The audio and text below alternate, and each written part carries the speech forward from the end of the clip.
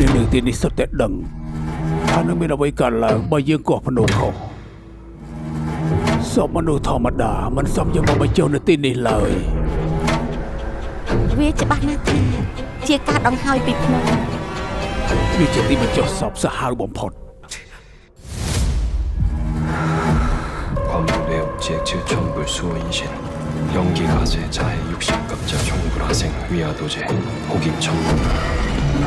កោះឡើងមកហើយនេះជាសមមនុស្សមែនទេ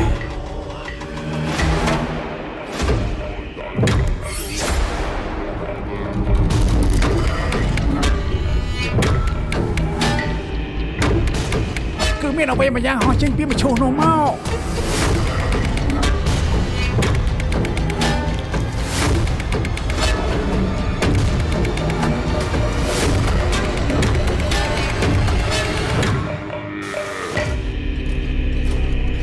អ្វីម្យ៉ាងហត់ចេញពីមឈូសពិតមែនអ្វីម្យ៉ាងកាចសាហាវ